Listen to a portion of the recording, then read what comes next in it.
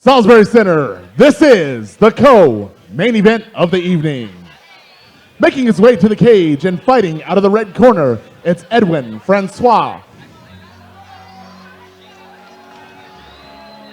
And now we're off to our pro portion of the card, man. It's so dope to see this, especially with CageZilla. I remember when I was coming up and it was only amateurs, and they recently started doing this a few cards ago, you know. So it's a way for at least the younger guys on the card or the people starting out to be like, okay, we have a home where we could also turn pro right here in some area that we're already comfortable with. And it's already a great venue for a pro show, but the fact that the amateurs are also able to be here and get that experience without a big jarring change when they have to make that next step in their career, it's a bonus. It is so cool. I also started in CageZilla.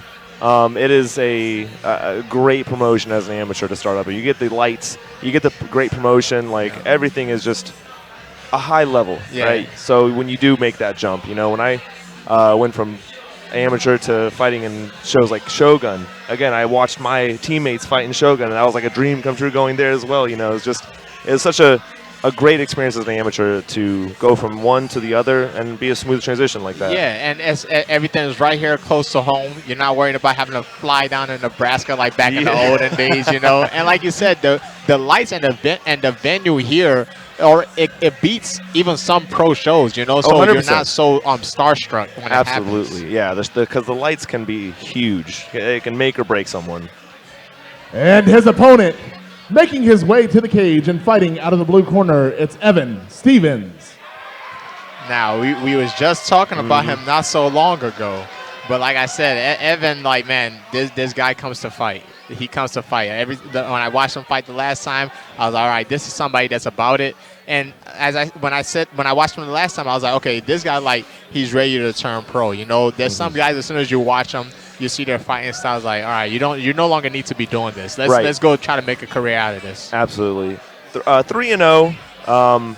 You know, I like we were saying earlier, you know, I had 10 fights. How many amateur fights did you have? I had 9, but it's one of those things where after a certain while, you start seeing yourself separate from the pack. Right. Where you start to realize, okay, I think I'm ready for the next level. Right. And it's one of those things, my coach actually wanted me to stay as an amateur a little bit longer than I did, you know. He was like, I want you to lose so you can experience what a loss feels like where it doesn't matter. Absolutely. Now, I tried my best to not lose so it didn't happen, you know. But Coach, that's not the idea. Yeah, Coach, that's not what I want. You know, so I never did get the loss, but after a while the wins started becoming so dominant, he had no choice. Yeah, absolutely. Absolutely.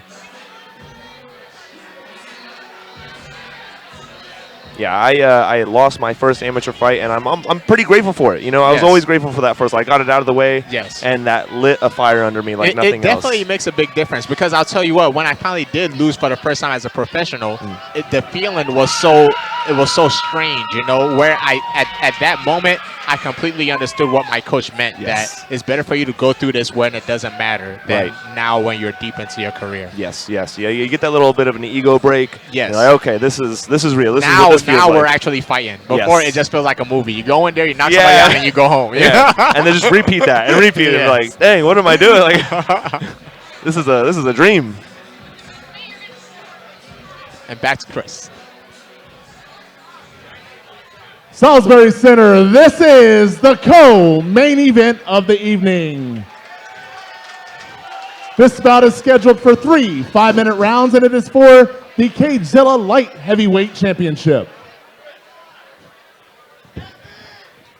This bout is brought to you by our friends at ESB Advertising. Bottom line results through memorable and measurable advertising. And Gray Realty Group, a top real estate team in Northern Virginia. And now, starting out, fighting out of the red corner, standing 6'1" and weighing in at 205 pounds, fighting out of Method Boxing and MMA, he brings a record of 3 wins and 2 defeats. It's Edwin, the Haitian Gladiator, Francois!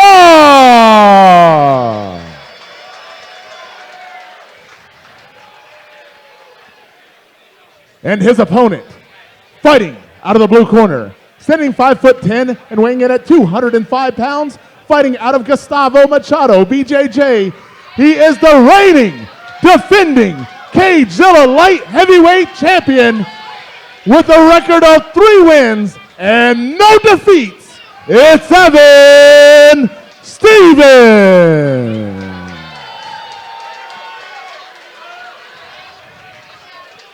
Once again, ladies and gentlemen, this is a title bout scheduled for 3 5-minute rounds. It is brought to you by ESB Advertising and Gray Realty Group, and your referee is Michael Dolman.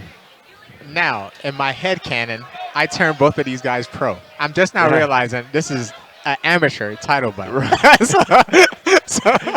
So back to reality. But when we watch this fight, you'll see what I mean by the level difference. Right.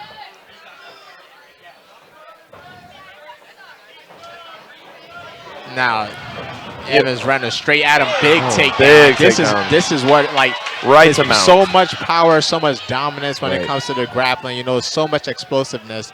He's a very, very, very hard guy to stop when he starts what he wants to do. And straight into full mount. He's looking to posture up right away, looking to rain down bombs. And this is how most of his fights look. You know, he's so dominant, so strong. At 5'10" at 205, man, that's a lot of power in that compact body.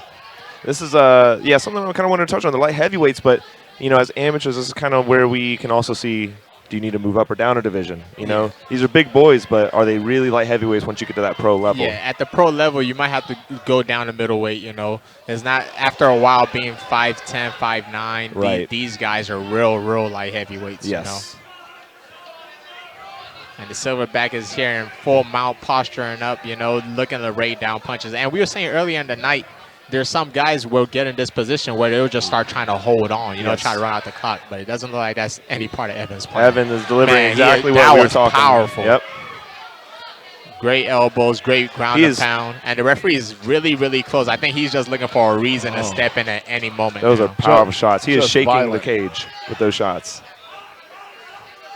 Wow. And as I was saying before, when it comes to separating yourself from the pack, that's kind of what we see here, you know? It's like, I know I had my own headcanon before of turning them pro, but you guys will see why. I'm sure you guys are already saying why. Absolutely. It's like, it's a big difference between him and the rest of the pack, you know? And that comes with that attitude, too, that aggressiveness. Some people just have that extra level of aggression to them. Yes. And then Evan definitely is one of those guys. Yes. And right now, Edwin he has to get on his side. It's one of those things where anytime he creates space to try to do something, he's receiving a thunderous elbow. So he's forced to do anything except hold back on.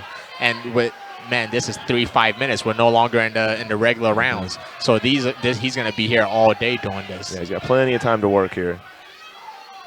Now, Edwin was able to get his feet against the fence. Let's see if he could give some type of big there bump. It is, come out the back. He does, and he's able to shake him off. Wow. Now Edwin got to get going here. Now you're on the feet. Yeah, it's time to work. Good jab.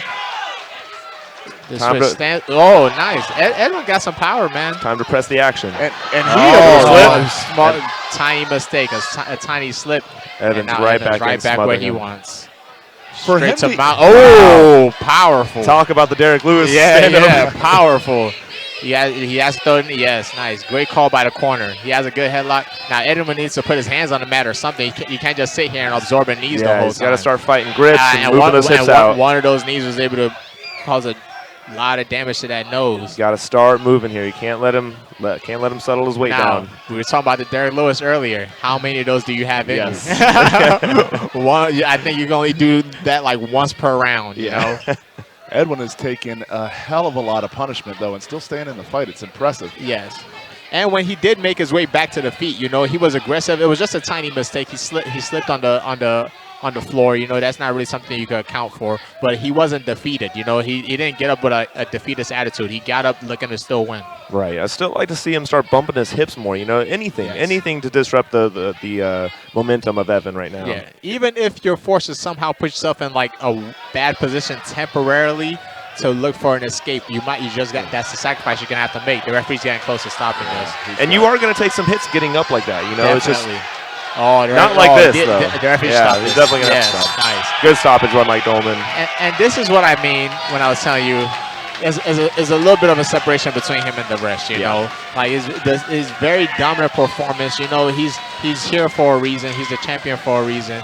And maybe my headcanon will come true soon. You know, let's turn this guy pro on CageZilla. Hey, I tell you what, that guy throws every punch with evil intentions. He's Yes. violent. Yes. And you know, at this level, you see a lot of fighters come in a little more cautious than that, not throwing everything they got. That guy put every ounce of power into every shot he threw. Everything. And as you can see on Edwin's face, you know he's wearing it a little bit right now because, like you were saying, the knees was damaged and the elbows was damaged and the takedowns was damaged, and everything he does, he's trying to finish the fight with it. It was incredible on Edwin's part to have taken so many of those elbows, though. That was very But incredible. Josh, he looks okay. Yeah, he is. He's not bleeding like with the previous fight in the night. They was able to stop that nosebleed relatively easily. It's just a little bit of swollenness, you know, nothing too crazy. The silverback, very impressive, man. And at 28, man, I would love to see what this guy could do in the pro circuit. Yeah, he's still got a lot of time.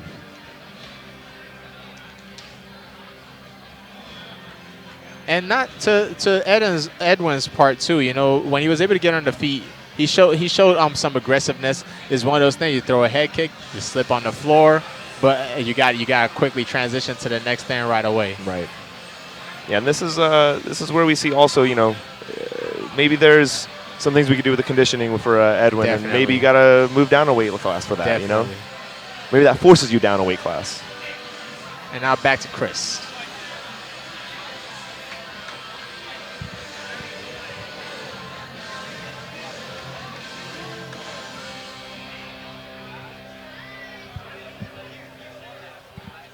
Ladies and gentlemen, referee Michael Doman has called a stop to the action 3 minutes and 58 seconds into the very first round for your winner by TKO and still CageZilla light heavyweight champion, it's Evan Stevens.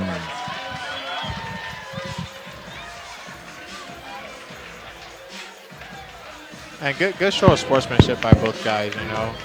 Although his fighting style is very aggressive, he seems to be a very nice guy. Yeah.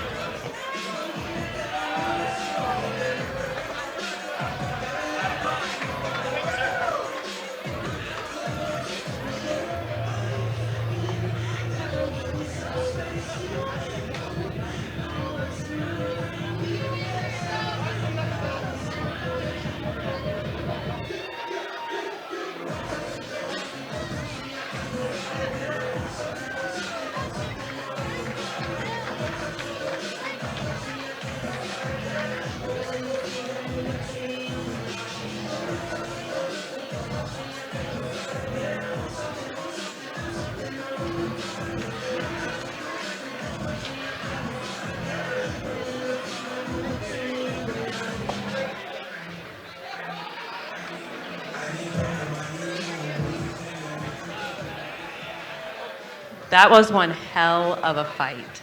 It was pretty obvious you had the control pretty much the whole entire time. Every punch had intention. So what was going through your head throughout this fight? Honestly, I wanted to show my stand-up game, but I always just didn't wrestle too long. It's just natural. The game plan was not to stand up, but it's all good. We work on it in the gym. I just want to thank everybody that came, my family, my uncles, my sponsors, my coaches, my baby mom, everybody. Thank y'all so much. I love y'all so much. This energy is everything to me. And please, everybody, if everybody could just say a prayer for everybody in Maui, for the fires that just happened, man. Like, they're going through some shit. So if anybody could donate, go help, something, man, that'd be great. I'm doing this for my family. I'm just feeding my kids. So when I come in here, y'all better expect that. That's what you're getting from me. Well said. Congratulations again. Back to you, Charles. Like and subscribe to CageZilla.